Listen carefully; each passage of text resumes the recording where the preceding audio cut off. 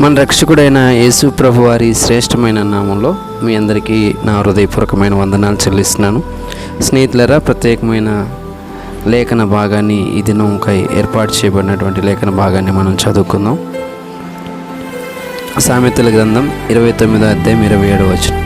దుర్మార్గుడు నీతిమంతులకు హేయుడు, యథార్థవంతుడు భక్తిహీనునికి హేయుడు. దేవుని బిడ్డలారా, దుర్మార్గులు నీతిమంతులకి నచ్చరు, యథార్థవంతులు భక్తిహీనులకి నచ్చరు. వీళ్ళిద్దరూ ఎప్పుడు పోట్లాడుకుంటూ పోరాడుతూనే ఉంటారు. అయితే ఈ భూమి మీద చీకటి రాజ్యం ఉంది, వెలుగు రాజ్యం ఉంది. ఈ రెండు కూడా ఎప్పుడు పోరాడుతూనే ఉంటాయి. సాతాను చీకటి సంబంధి, దేవుడు వెలుగు సంబంధి. సాతాను మరణాన్ని విత్తితే దేవుడు జీవాన్ని విత్తాడు. అయితే మరణం ప్రతి ఒక్కరికి సంభవిస్తుంది. అయితే యేసుక్రీస్తు ప్రభు ద్వారా ప్రతి ఒక్కరికి నిత్య జీవం లభిస్తుంది. అయితే దుర్మార్గుడు చెడుతనాన్ని ప్రేమిస్తాడు, చెడుతనాన్ని అసహించుకోలేని విధంగా ఉంటాడు. మనల్ని ప్రేమించినటువంటి దేవుడు మనల్ని నిత్యం ప్రేమిస్తూ మన ఎడల కనికరం చూపుతున్నటువంటి దేవుని యొక్క గుణాతిశయాల్లో గొప్పది ఏంటంటే, ఆయన మానవుని హృదయంలో ఉన్నటువంటి చెడుతనాన్ని అసహించుకునేవాడు, చెడుతనాన్ని అసహించుకుంటాడు.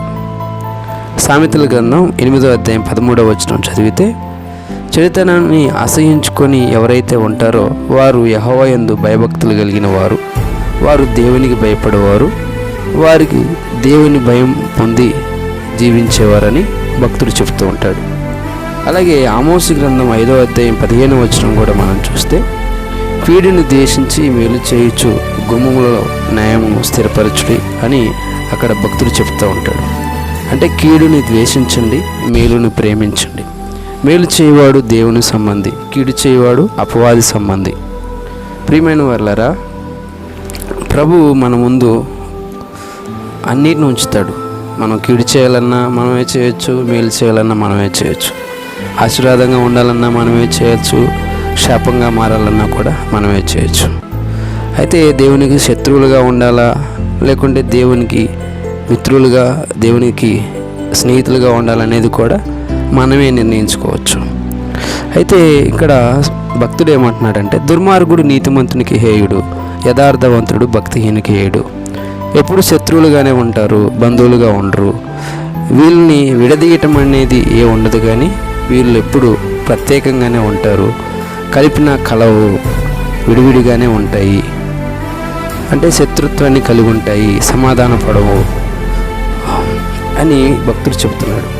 కాబట్టి ప్రియమైన వాళ్ళ దేవుడు ఎలాగా చెడుతనాన్ని అసహించుకొని మేలుని ప్రేమించి మన ఏళ్ళ మేలు జరిగిస్తున్నాడో, మనము కూడా దేవుని దైవత్వాన్ని కలిగి మేలు చేయవారుగా ఉండాలని ప్రేమతో మనం చేస్తున్నాను. దేవుడు ఈ వాక్యాన్ని మన వెనుకల్లో దీవించును గాక. Thank you.